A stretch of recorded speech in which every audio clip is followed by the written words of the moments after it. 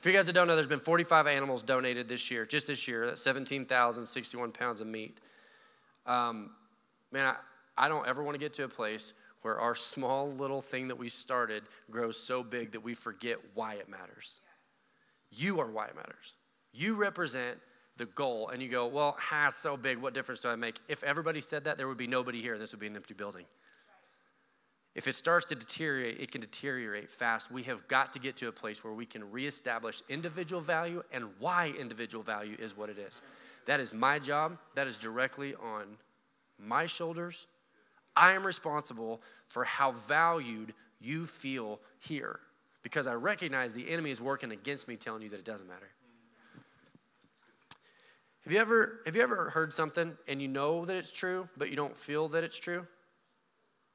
You know, the role that sugar and appetite, the way that sugar works and according to your appetite, and I can scientifically break it down for you that like, hey, you're not really hungry, you just had too much sugar, and the sugar did a weird thing to your appetite. Here's how the glycogen works, and you go through all the science. You're like, cool. I still feel hungry. There is a disconnect between what you know and what you feel. Anybody ever been there? You're like, oh, I couldn't eat another bite. Whew. Remember you were a kid? Whew. So full. You guys want dessert? Yes. There's a disconnect between what you know and what you feel. And so when the pastor stands up and says you're valued, and here's what the word says about your value, and that your value was placed on you in a way that you didn't harm when you mess up, but you didn't add to when you get it right. You are so valued, and this church is better when you're in it. You go, well, that makes sense, but I don't feel that way. I don't feel that way because I missed church last week and nobody called me. We won't. Because not everybody wants a call. And if you're the special one that wants a call, make a note and someone will call you, I guess. But in general, we don't do it. We live in a culture that celebrates what? Heroism. Heroism. When somebody does something great, the hero of the story. When we tell a story, we tell it about the hero and the accomplishments. And we now, social media has got to be taken seriously. It's got to be taken seriously in our culture. It's playing too big of a role for us to pretend that it's just something those kids are doing. Social media now gives us a way to measure our audience. How important to you are if audience matters. How many followers, how many likes. I've got people that are close to me, that are dear to me, that I love, that are just addicted to putting their opinion out there. And you know that they didn't think it through. They just wanted something else for somebody to click like on. Because culturally, we have got this distorted view of what creates value and then audience and what the role that plays. So that's why we have this disconnect between what we know and what we feel. Now, if I tell you that you're valuable, there's some fair questions. There's some fair questions that would come up, which is this. If everyone's valuable, why am I special? Fair question. What about this? How does large-scale change possibly break down to the individual? I am of the belief that when you wake up in the morning and you make your bed, that matters. How? Because you're acknowledging that what you are and what you do and the way that you live your life and your best practices have an effect on the world. So make your stinking bed. It's what you can control. There may be a million things in the world you can't control. You can control that. Clean your room. Do the things that you can do in an acknowledgement that what you are and who you are matters. But here's the one that is fun. Is that okay? Well, how is that valuable to me? Have you ever been the person who your mom's like, you're so pretty? And you're like, well, wish more people thought that. Mom, the value that you find in me, I can't capitalize on that. I can't turn that into value that I can use. Is there a way that I could cash in on this value? Here's what's funny, is that so many times we are desperate to address in our lives, please hear this, a felt need. How can this value address my felt need? I've got felt needs, I've got issues, I've got things, and you're telling me that this is valuable. That's like saying you got money in the bank. Well, great, how do I get to it? How do I make that value valuable to me? It's a fair question, but so often the felt need is the result of the actual need. We believe here that when you come in, that we are happy to address felt needs, because if we can address a felt need, hopefully it opens the door that we can maybe someday discuss the actual need. If you are so lost in poverty that you can't afford food, that is the need. The poverty situation is the need, but what part of that need will you feel? You will feel the hunger.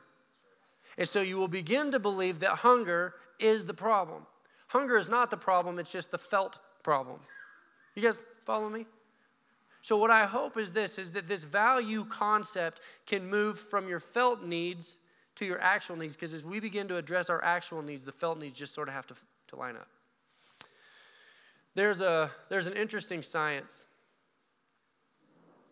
that we're going to get to, but it's the science of a story and how stories work. And story is funny because if I could tell you value in a way that was told like a story, then you would start to find a sense of purpose again.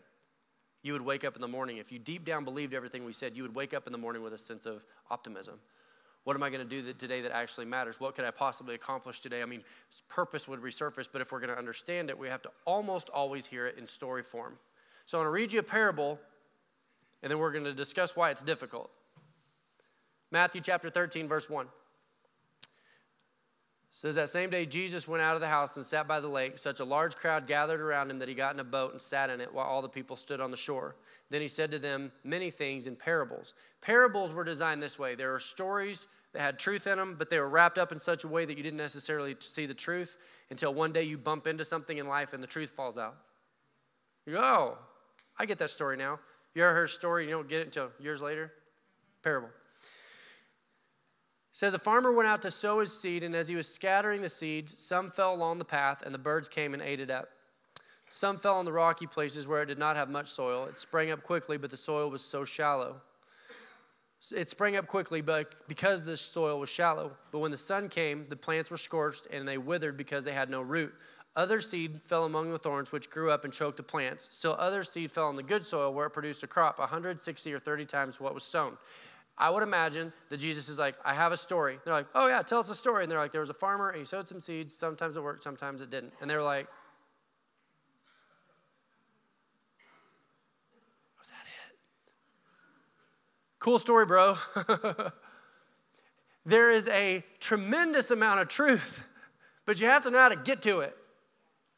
That's like me telling you there's value in this story, and you're like, okay, how do I get to it? How do I make the value that you're telling me there accessible to where I can find value in my own life?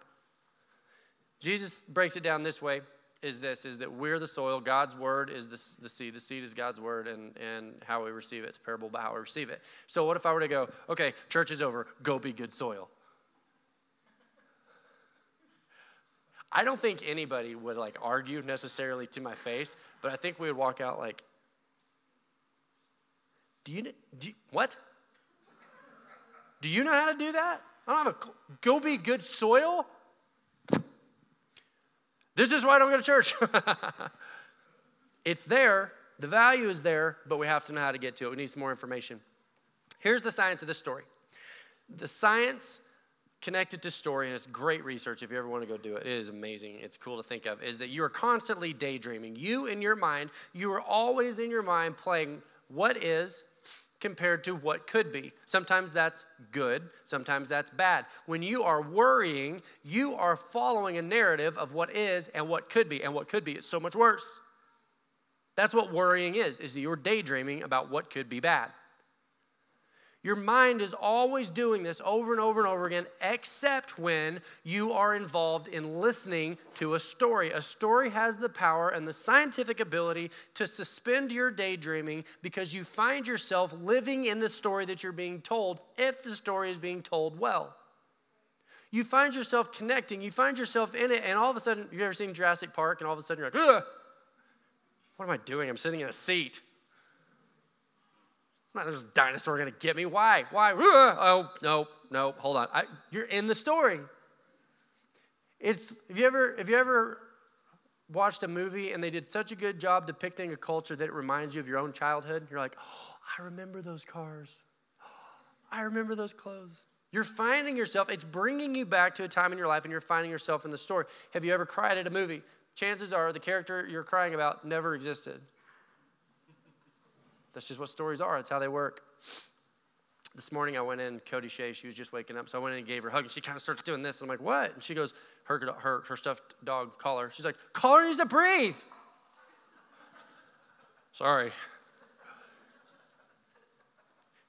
So that would mean this. If the parable is true and there's value in the parable, what if this? What if we could take that and we could break that parable down into story form where we could find ourselves in the story? Is it possible that there is so much that could be harvested if we were able to take parable of the soil, put it into story form? I think yes. Matthew 4:19, here's where we're going to start. We're going to start with our main character today. The main character that's going to tell us the story of the soil is Peter, and I love Peter. Here's why, because to some degree, we're all Peter, all of us. You read stories about Peter, and you either love him because he reminds you of yourself, or you hate him because he reminds you of yourself. The things I get the maddest at my kids for are things that they do that I've done. I can forgive things that they do wrong that other people have done, but when they make the mistakes I've made, it hits a different spot, right? Same with Peter. Matthew 4:19 says this, come follow me, and I will send you out to fish for people. Now, let's set the setting. Peter's a young person. He's just this young guy. He's a fisherman, and he's encountering this Jesus, and Jesus says, come follow me, and I'll make you fishers of men. No possible way, no chance he knew what that meant. No way. No way could he have predicted what that meant. And so when Jesus encounters you, and when Jesus begins to work on your life, and he begins to invite you in, and you come and you have this moment where he says this. He says, come follow me. Don't expect that you're like, I'm going to need a little more explanation. I'm going to need the whole picture spelled out. Because here's the thing. You are not to a place, you don't have the capacity to grasp what God will do. If you knew what God was going to do, it might not sound good in the beginning. So God says, just come follow me. He is addressing this. He is saying to Peter, I see your life today as it is. Peter, I see your life as it is. And let me tell you some things that we can infer just based on the fact that Peter said yes. The fact that Peter responded like he did. Because if Peter was super happy with his life, if Peter was 100% satisfied, if he was the guy that was so excited about where his life was and where it was going and the potential, then he would have been the rich young ruler. Jesus says, come follow me. And Peter would have gone, I got a lot going on. The fact that Peter said, yes, I'll go, tells us this. Jesus says, I see your life as it is. You feel like life is a blank canvas. You're not sure where it's going. Have you ever felt like that the gunshot that started life, everyone else heard it but you? That you missed the gunshot and you're older than you thought you'd be, you're further along than you thought you would be, and you've done less than you thought. Birthdays. Thought I would have gotten more done by now. I thought I would have gone further than this by now. Have you ever thought to yourself, if I were to have a bank account that was like a savings account, when was that supposed to start? Am I late or am I okay? Where's the blueprint? I thought I'd be married by now. What about this? I thought I'd still be married by now. There's just so many things. There's just so many things in life that are related to potential that cause fear because we don't know if we're wasting our potential or if the potential is even there. When we're older, we're looking back going, did I do what I was supposed to do? Did I do enough? What if I could do it over again? Could I have done that differently? How many times people in college do you think, oh man, high school would have been so much different if I would have known what college was actually like? We're looking back, those kind of moments. And it's I don't know how to activate. I feel like I got potential and I feel like I could do some things and I feel like I got some things that I could do, but I don't know where the start button is. So instead, I just wake up and I go through my day-to-day life and I pray that someday, whatever it is that people go through that activate, that I'll find it. We have all felt like that. If you're sitting here this morning feeling like, I wish I knew how to activate, please know you are in great company. It is common to mankind. What about this? How do I become somebody that I could be proud of? How much would you pay? How much would you borrow to pay for a blueprint? Just one peek. One little peek that says where you are, where you're going, and how do you get there? On the scope of life, am I in the right place? Am I going the right direction? I haven't gotten there yet. Or am I going the wrong direction? I need to turn around. I just want one peek. Oh, if I just had one peek, just one blueprint, I just want to know that I'm okay. Oh, the things we would do just for a peek at that. But life doesn't come with those. And instead, so many times we're like pretending. Don't act like you don't. We're acting like everything's fine because deep down we are Peter going, I don't know what I'm doing. So Jesus said, I see your life as it is. And Peter probably thought to himself, well, that's not that special. Everybody sees my life for what it is. No matter how good of a job you do disguising it, people see your life for what it is. And it's okay. But that's not the miracle. The miracle was that Jesus followed it up with this. Jesus also followed it up with, you follow me and this is what I'll do. He said this. He said, I see your life as it is, but I see your life as it could be. That is addressing all the insecurities. That addresses all the question marks. That with confidence, this guy says, I see how you are, but I also see how you could be. That's a much different statement. That's a much different thing when God says, I see you as you are, but I see you as you could be.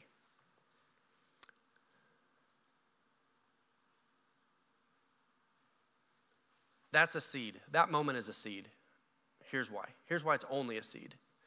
It's not a guarantee. If God were to tell you this morning, I see your life as it is, but I also see your life as it could be, that's him placing a seed on soil, and you get to determine what you do with it, because after life beats you down for so long, and after you try and fail for so long, and after you become convinced that all the optimism was just bait to tease you into making you miserable, and someone comes in with a new dose of optimism, don't you just feel a little bit tempted to go, I'm not falling for that again? And you reject the seed that contains a promise. God says, I see your life as it could be. And you go, you don't understand. You don't understand. My life is what it is as a result of a lot of things. I've been this way for a long time. I don't know that could change. See, that's the representation. In my mind, Peter says, I don't know. I can't follow you there. See, remember, Peter is you. Peter is going, I don't know where I'm going. I don't know what I'm doing. I'm waiting for the activate button. And Jesus goes, this is it. And Peter said, really? Okay. The simplicity of that is brilliant, because when he said, I see your life as it could be, Peter said, I'll take it. The rich young ruler said, I won't. Same promise, same invitation. Jesus said the same thing to the rich young ruler, come with me. And the rich young ruler goes, but I'm pretty good like I am. So if you would say I'm insecure, that's better than saying I'm completely secure. There's benefit in being unsure. Because when Jesus comes along and goes, I see your life as it could be, you go, tell me more. Tell me more about that. I see your life as it is. I see your life as it could be. But then he also says this, and I'm willing to participate in it. I'm willing to take you from where you are to where I know that you could go. Let's think of it. It's hunting season. Let's think of it in hunting terms. Hunting, here's something I'm learning about hunting on BLM up here, because we didn't have BLM where I grew up. Scouting becomes very important. You have to know where to go. You have to know where they are. You have to know how to get them. There's a certain amount of understanding involved in the whole process. And so if somebody every single year has gotten this big giant trophy result of their hunt, and you're walking in and you haven't got anything, you see your life in that moment as it is, but then you also see your life as it could be. Like, now, wait a minute.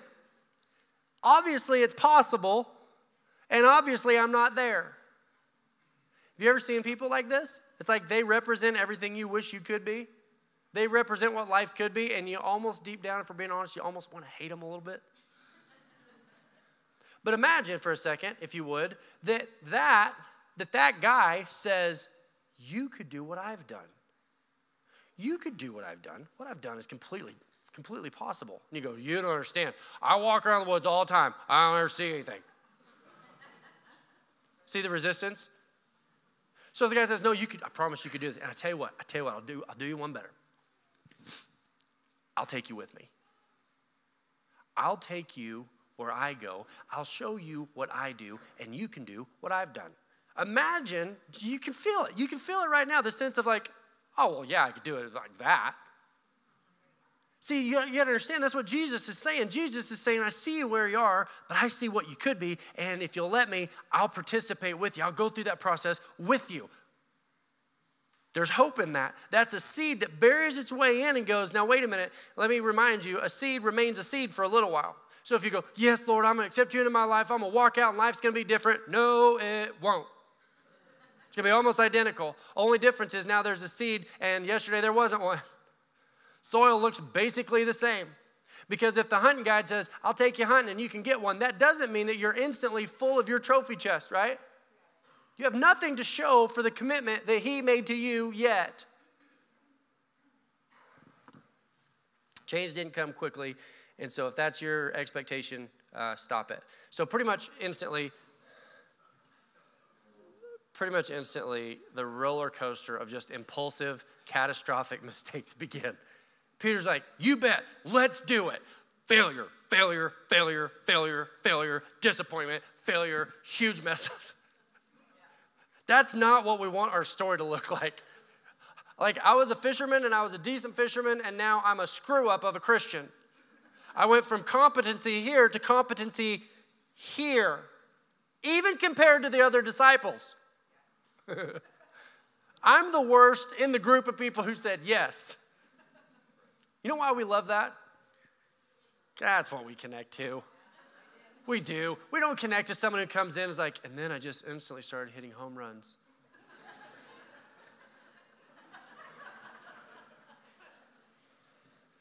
My sophomore year in college, we learned something that I thought was so interesting. I only had a handful of teachers that I really connected to very well. I'm such a fan of good teachers because I know how rare they are. That's not an insult. It's true. And if you're a teacher, that's a good challenge. Be one.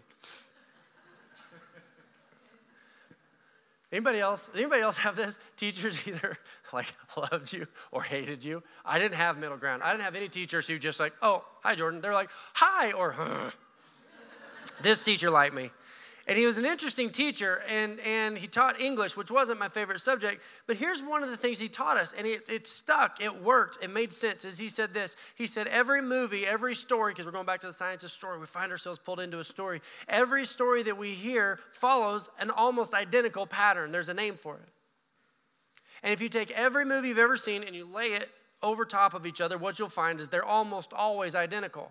And that stuck with me. I always thought that was interesting, that if you're going to tell a story effectively, there is a way that you can tell it that allow people an on-ramp. So then this week, we're talking to a friend that flew in from North Carolina. His name's Larry. He's a friend of Holly and Mike's. And he was a huge benefit. But one of the things that he said reminded me of this. Because he said, if you're going to allow a church to accurately understand vision, you have to put it in a way that they understand. And he started to spell out the points. And what I remember is the points he was talking about were almost identical to the points of the story that my teacher, whose name I can't remember from college, they were almost the same. They were remarkably the same. So much the same that what Larry was trying to communicate to us, I understood instantly. So I'm going to share them with you. Has anybody seen, okay, let me ask you this way. Has anybody, no, I shouldn't ask that because if you haven't, it doesn't help you. There's a movie, and it's called Cars. And I don't know if you've seen it or not. And so this is, I'm going to walk you through this pattern. I'm going to explain the pattern using the character from the movie Cars because I have young children, and those are the only movies I watch. The main character, our guy, is Lightning McQueen, and he's this race car, and he's super, super fast, and the movie starts by introducing you to the character, and I will promise you, you have not connected to the character yet because all you're seeing is how great he is. And he's a race car, and great for him, good for him. But like any good movie, you have a character. That's step one. The character faces a challenge. That's step two, and that is what draws you in. When there is a character that faces a difficulty or a challenge, people always connect to your struggle more than they connect to your success. So why do we advertise our successes? Just a thought. So Lightning McQueen, he has this issue, and he disappears off the map, and he finds himself in this little backwards town that's, basically disappeared off the map, and now he's in a problem. And you're saying, I know this about you. I know this about you. And I hate when people tell me that they know something about me, but I do, so get over it. You will have times in your life where you feel like you got lost in the back 40 and life is zooming along, and you're stuck and you can't figure out how to get unstuck from where you are. So that's the reason Lightning McQueen's story makes sense, is he's stuck and you're like, I know what that feels like. His struggle draws you in and now you're in the story. Because he's going through something that you've gone through. So that's step 2 in this process. Step 3 is this, is that in the midst of the challenge, the main character has to meet a guide. I mean, I can't tell you how many, anybody seen Karate Kid? Introduce Mr. Miyagi. There's a problem. There's an issue. I'm not who I want to be. I'm not where I want to be. And you're like, oh, I get that. But here's the thing. We meet a guide. Oh, and the guide is important. Why? Because the guide comes in and the guide has a plan. That's step 4. Mr. Miyagi has a plan, and that plan includes what? Isn't this embarrassing? We're like, every movie's fooled us. No, it's just how stories work. So Cars, he meets, I wrote down because I'm great with names, Doc Hudson. Remember the old car? He's a sheriff, but he's not just a sheriff. He realizes this guy could be the answer to getting me from where my life is to what my life could be. This guy knows something I don't know. This guy could be a part of this process of taking me from where I am to where I want to go. And this only works if the guide says yes. Because what if Mr. Miyagi is like, I hate to tell you this, you're just a skinny little dork and you're going to keep getting beat up your whole life. What a horrible guide. What if he goes, you're a skinny little dork and you're going to keep getting beat up, but watch how good I am. That makes us hate you even more. The only thing that makes the guide lovable and engaging is he takes an interest in you because you're always the hero of this story. It's just how stories work. That when the guide comes in and goes, I see you as you are, but I also see you as you could be, we go, tell me more. What's the plan? Now, when the plan has been, isn't this fun? After the plan has been carried out, there's a pivotal point. There's a pivotal point where I would estimate 95% of churches fail. It's this step. There's a character, he has challenges, he meets a guide, the guide has a plan. Step 5, if you're gonna take mental notes, step 5 is that if I'm your hunting guide and I'm like, okay, you gotta be accurate, you gotta get your gun sighted in, there's a plan. There's this plan, we're gonna go up to this spot, we're gonna do this, and we're gonna say this, okay, got it? Yeah, okay, I got it. I've never shot one before. It's okay, you'll do fine. Okay, here we go, plan. Step 5 is the moment where the guide goes, there he is, shoot. Do it. Go. Parents of 19-year-olds, go.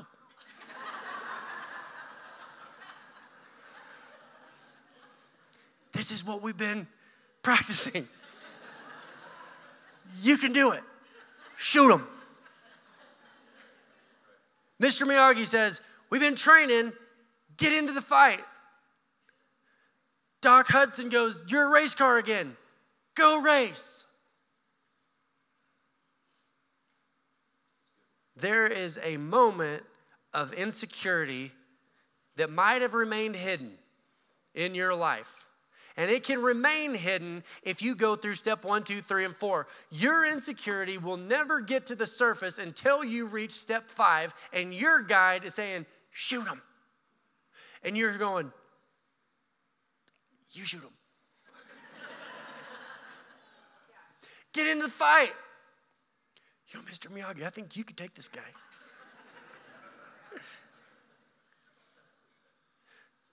But the story doesn't work unless our hero acknowledges the challenge and through a course of steps overcomes the challenge and finds success. That's what we love about the story. Because otherwise, the plan failed, the guide sucks, and we remain in the situation we were in. Go. You missed him. Oh, well.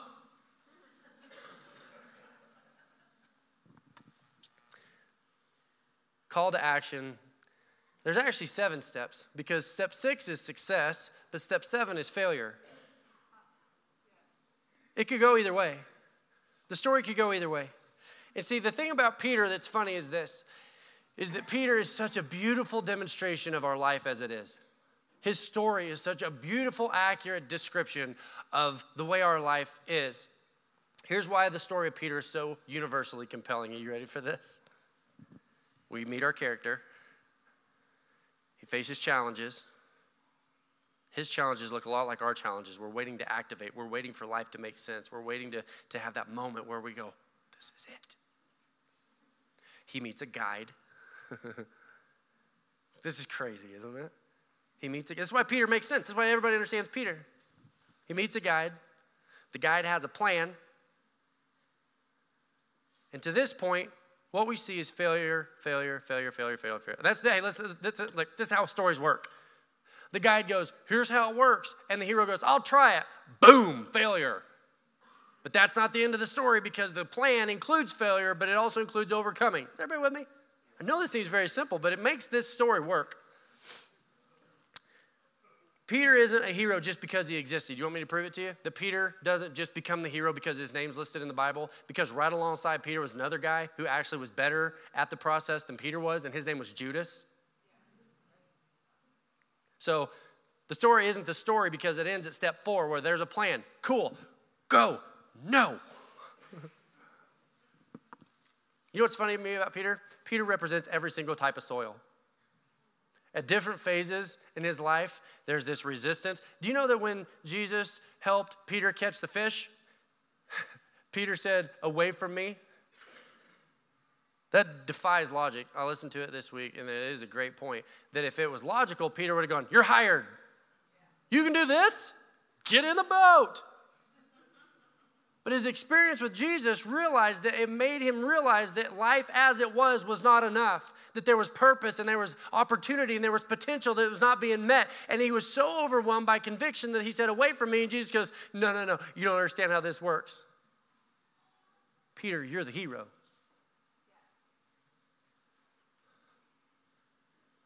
What? Jesus goes, no, you're the hero. You're the hero. I promise. Stick with me. Guys, stick with me on this. Is that Jesus said, no, you're the hero. When you see what I'm able to do with you, stick with me. It says that he would get hyped, like the shallow soil that grows up fast and then withers and dies. The person comes in is like, I'm just so in love with Jesus. Like, my life was so bad, and then I fell in love with Jesus over the course of 32 seconds, and now my life is just different. Oh, a boy. Oh, a girlfriend. Squirrel. This was Peter. Jesus is walking on the water, and Peter's like, I want to go out there. Hype. And he gets out there, and he's like, fear. Wither. Like, Peter is this demonstration of every bad soil. In a moment where Jesus is about to be crucified, weeds come in and creep into Peter's life, and they go, aren't you with Jesus? He goes, no way. Goes on a cussing fit. Our hero, Rex. Our hero misses the deer. Our hero loses the fight. Because isn't that what happens in Karate Kid too? Like he goes into the fight but doesn't instantly start winning. It's embarrassing. It's embarrassing how this works, but it does. It says this. John chapter 21, at the end of this failure, Jesus, the guide, he goes and pursues, because isn't that what happens? The hero gives up because the hero doesn't see life as it could be yet. The guide is responsible for seeing life as it could be. The hero only sees life as it is. This is just how it works. And so Peter says, I've denied Jesus, I'm out. Jesus goes and says, no, wait a minute. I knew this was coming when I said yes in the first place. When they'd finished eating, Jesus said to Simon Peter, Simon, son of John, do you love me more than these? Yes, Lord, I know that you know I love you. Jesus said, feed my lambs. Again, Jesus said, Simon, son of John, do you love me? He answered, yes, Lord, you know that I love you. Jesus said, take care of my sheep. A third time he said, Simon, son of John, do you love me? Peter was hurt because Jesus asked him a third time, do you love me? He said, Lord, you know all things. You know that I love you. Jesus said, feed my sheep. So here's where the good soil starts. Jesus says, hang on a minute. You're just getting started.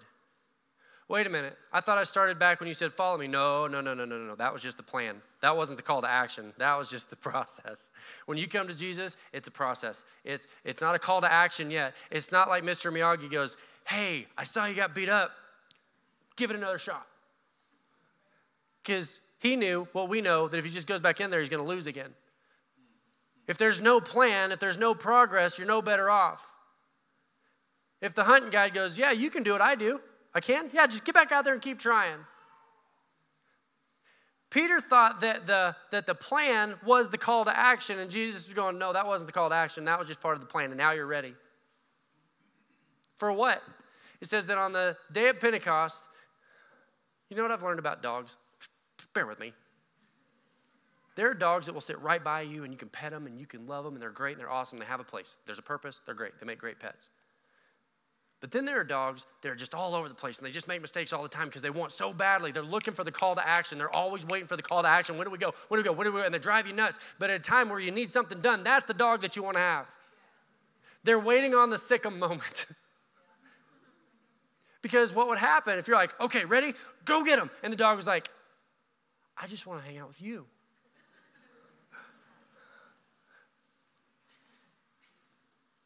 Peter has his activation moment, and he stands up and it says that 3,000 people come to Christ. Why? Because Peter said this. He said, I see you.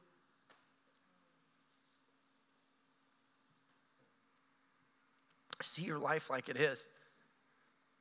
I know what your life is because my life was that.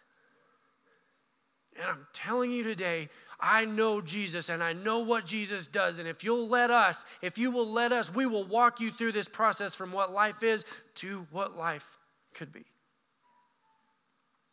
That was the harvest. That was the crop. Listen to this thought. Listen to this thought.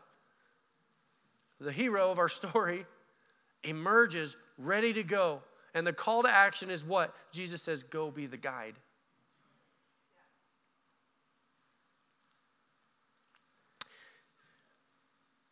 I've been asking myself a lot lately, why does our church matter? I love it. I love you guys. I love the everything about this, but do I have a clear answer for why does this church matter? And here's what I believe. We spent the first several years sort of building a factory because people knew what church was, but I saw what church could be. Well, now you see it. Look around. You see what church could be. The cows, the flatbed trailer, the calf that's trying to run over everybody. A lot of things that people would consider weird. You know what's crazy? We don't think they're weird anymore because we see what church could be. Here's why that matters. We are given the opportunity here to meet the hero. We're given the opportunity to meet the hero if we will accept our role as a guide. I have seen God change the lives of people that everyone else would have given up on. I've seen what God can do in someone's life when they say yes. I have watched as God has brought people into this place and watched them walk through like, oh, I don't know about church, to I'm so glad I found this. It's not even about church anymore. It's about what God's doing in my life. And then when they emerge from the other side, they weren't even sure who they were in Christ. And when they leave, they are telling people about Christ in their own life. They are transitioning from hero to guide. I've watched it happen. That's why what we do here matters, is that is what we do. You are the hero of what this is. You are the product. You are why we exist. We are not the hero that goes, look how good we can sing. Look how good we can preach. What we're saying is if you'll trust us, we'll participate with you. We'll go through it with you. We've been where you were, and if you will allow us, we can show you what we've learned so that you can kill your own deer, so that you can lead your own family, so that you can win your own race, so that you can make an impact in your circle, and we will root and we will cheer, and we believe that you're capable of a life that could be, not just a life that is. That's why I can say with confidence, don't miss. And if you do miss, watch it online. There's a theme. There's this purpose. There's this way that we bring guides in to speak to things that they're going through in different perspectives. That's what God does here, is he allows us to be a guide to people who are going, I'm waiting for life to activate. We become good soil that produces a harvest of good soil. That when God speaks into your life and says, I see life as it is, but I also see life as it could be, and if you'll allow us, we'll walk through that with you. I said it earlier. I'm almost done. This iPad, when I've gone over, turns red. It's very daunting. I said it earlier that social media is changing. We can't just view it as that thing those kids are doing. There's people that are looking through the window that want to know what goes on here. There are people that are just wanting to peek in and go, what goes on in that place? Why does that place exist? Why is that place important? And the hope is, it's like a child sitting on a high dive. Like, I'm not jumping. We're like, cool. You don't have to. But when they watch child after child after child jump and live, have you ever seen kids do this? Pretty soon they're like,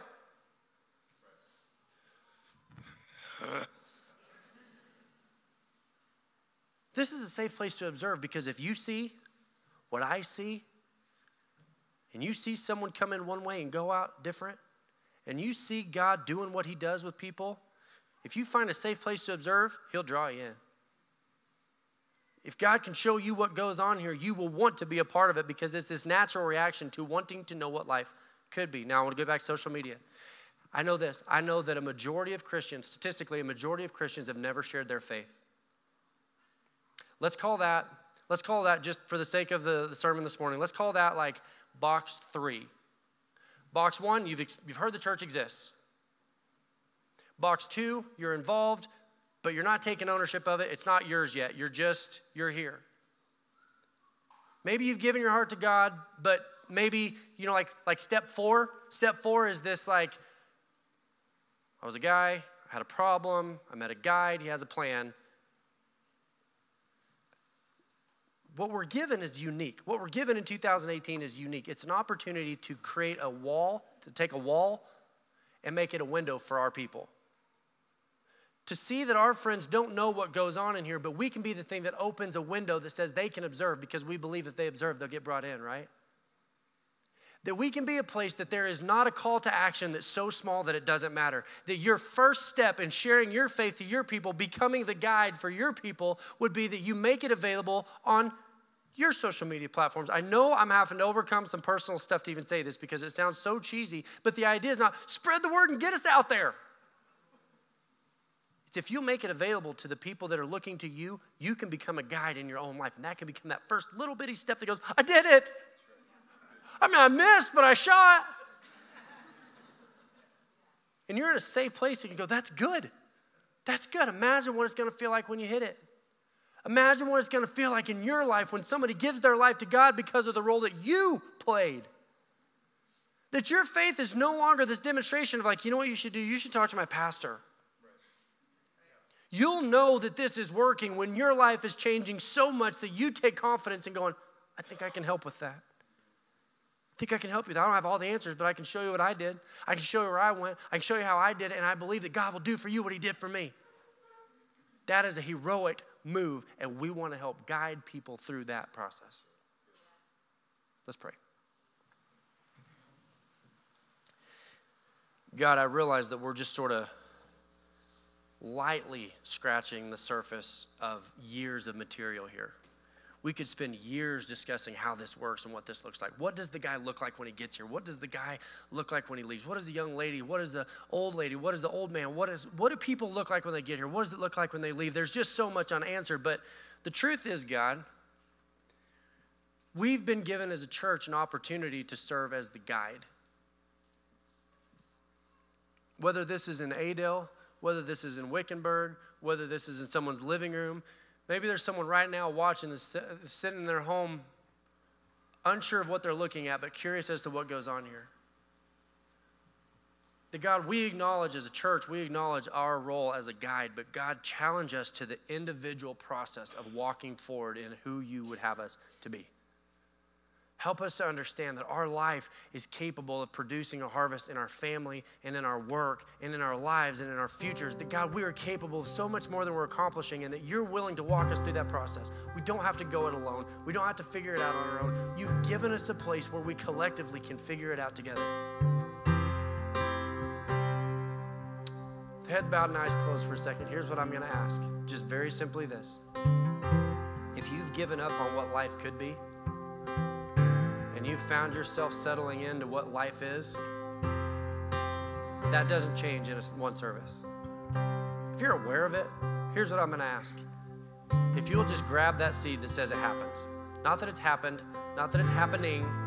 If you could go as far in your faith as to say this, I believe that God does that. That's the first step in taking that seed that says, I see your life as it is, but I see your life as it could be. So this morning, here's what I'm going to ask. With heads bowed and eyes closed, with nobody looking around, if you would say this, I have found myself accepting what life is and losing hope for what life could be. But this morning, I'll grab that truth. I'll grab that truth. I will at least accept that it's true. Right where you're at, could you raise your hand? Yeah. Oh, man. Yeah. Lord, you see the hands. I realize the courage and the confidence that it would require to even believe that it's true. It's a long road. It's a long transition. It's not something that happens overnight, but God, you see the hands that have been raised. Give us the words to communicate, the confidence to communicate that says, if you'll let us, we'll walk you through it. We'll go with you. This church isn't the hero. God, they're the hero. We're the hero. You called us the hero, and the church just gets to be the guide.